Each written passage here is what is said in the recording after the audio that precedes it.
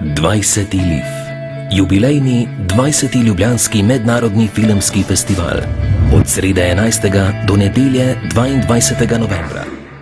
So it's very much Jim Jarmusch finding his own kind of angle on the place, his own light, his own textures, and of exploring people within these places.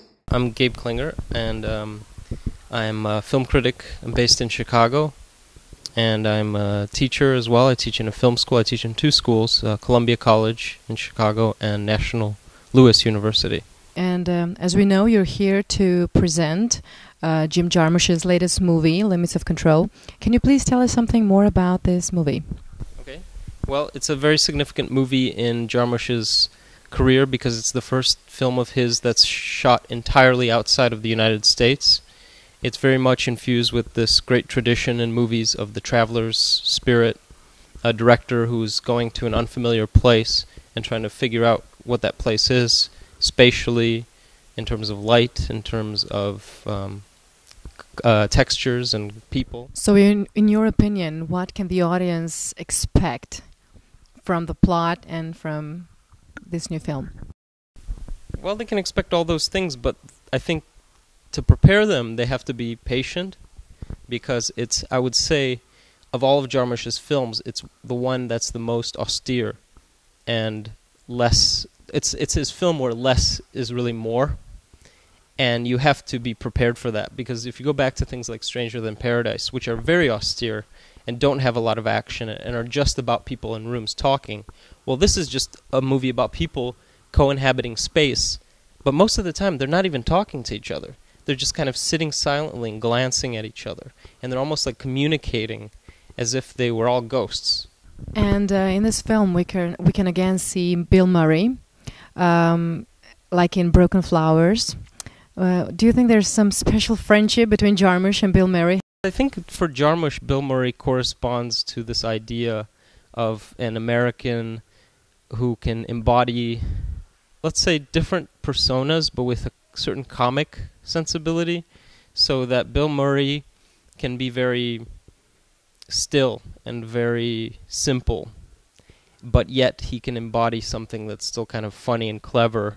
And Jarmusch is into that. He's into that sort of humor where he would rather cast somebody like a musician, like he casts in a lot of his movies, Tom Waits, John Lurie, people who are, the Wu-Tang Clan in Coffee and Cigarettes. There's a great Coffee and Cigarettes episode with the Wu-Tang Clan and Bill Murray, and Bill Murray's the server, and they keep complaining to him, and they go, Bill Murray, Bill Murray, Bill Murray, you know, as if his name was one word.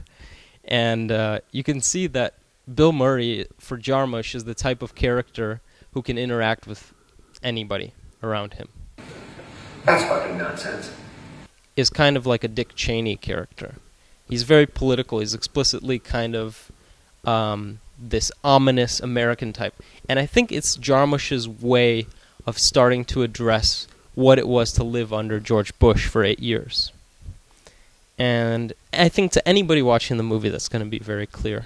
Now, usually we always connect Jim Jarmusch's movies with a good soundtrack. What can we expect in Limits of Control? Yeah, there's this Japanese techno band called Boris, and they lend most of the atmosphere of the film. Now, there's also this really great scene in the film of flamenco, Spanish flamenco. It's actually my favorite scene of the film. I'm glad you brought up the music, because it's the only scene, this kind of gives a little bit away from the film, but it's the only scene where the character, Isaac de Bancolet's character, smiles. So it's very significant. And Tilda Swinton is very beautiful in this movie, the main female character. Can you tell us something about that? Yeah, it's interesting. I'll give you an anecdote, a recent anecdote. Jarmusch is writing a new movie, and he's writing the new movie. The main part is going to be Tilda Swinton. So he's interested in her as the main character for his next movie, which is kind of significant because Jarmusch does not cast women in the principal role. Usually it's men. She dies in the end.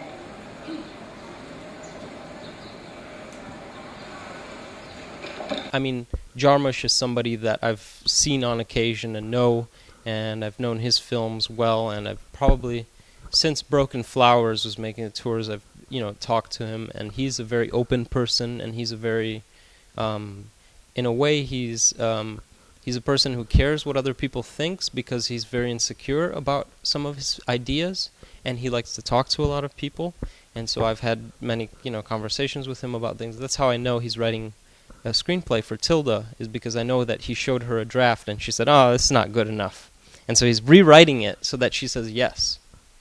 Yeah, so I know kind of what's going on, what's on his mind. I know he lives in this cabin in the woods in the state of New York, and that he does most of his writing there. He goes away from the city so that he can think and he can write.